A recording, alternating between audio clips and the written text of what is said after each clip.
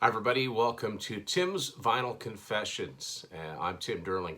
Thanks for watching. On this episode, this is a very short episode, but I'm going to be talking about 8 tracks, one of my favorite topics, and I'm also going to be talking about the band Boston. So I have the complete Boston catalog as it exists on 8 track, which is cool, but as fans will know, it's not very much. It's not a very big catalog.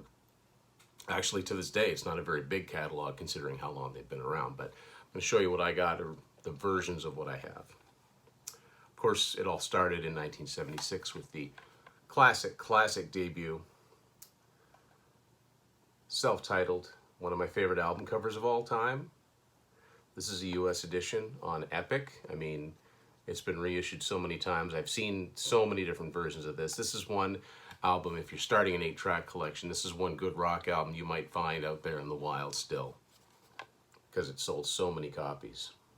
Songs are all mixed up on here, of course. If you know the song orders well, you'll know that Let Me Take You Home Tonight is not the second track on here, but man, every one of these songs is just an all-time classic.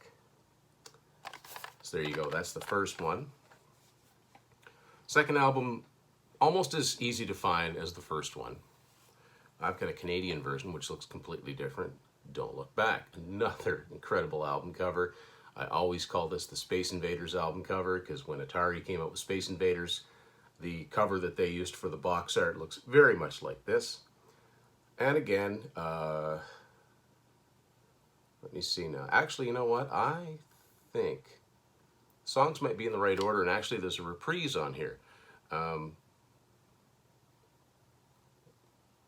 Used to Bad News is split between programs 3 and 4, yet Feelin' Satisfied is on here twice. Why couldn't they have done the reprise of the song that they split? That's kind of funny. It's got to be to do with the timing. It's easy as split 2 between 1 and 2. Anyway, so there you go. Canadian version of Don't Look Back, still using the old Epic logo, which I think would change in about a year's time to the more familiar looking one.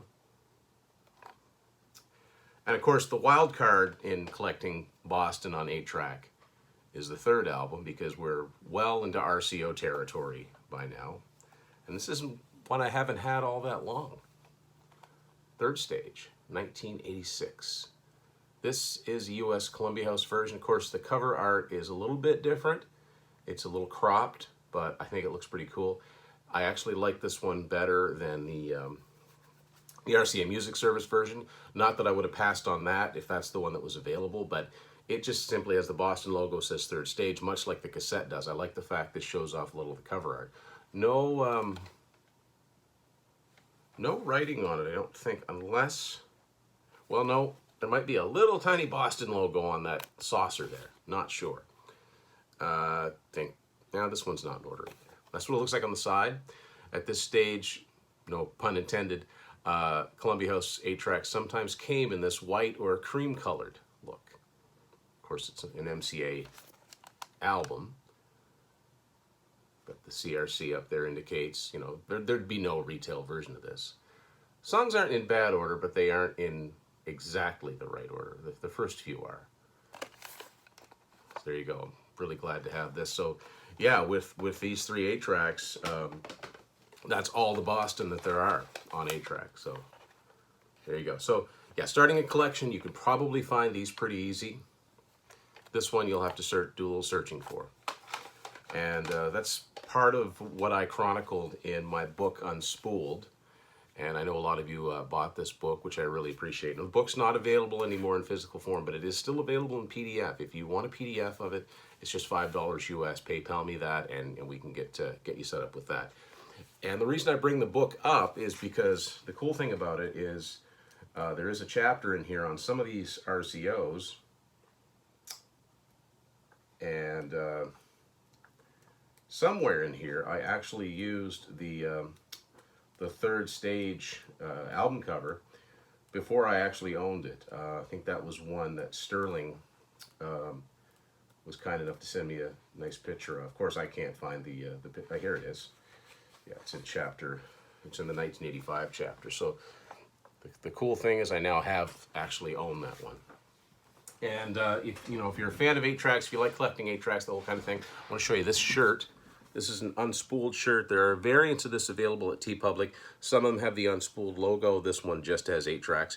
There's versions where the colors blend in more. This is an earlier one.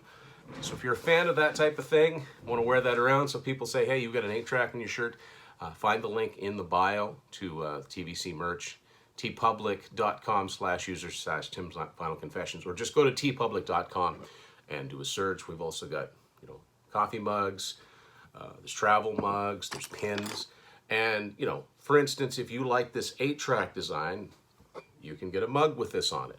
You can get a pin with this on it. You can get a pillow, throw a pillow with that on it.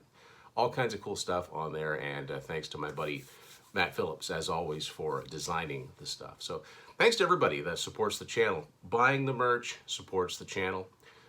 Buying a PDF supports the channel. But just watching, liking, sharing, commenting, it all supports the channel, and I appreciate it all. So pretty short episode today, but it is more or less, it's a complete one. The complete Boston catalog on 8-track. Hope you like that one. Let me know what you think. We've got more episodes on the way always. And thanks for watching Tim's Final Confessions.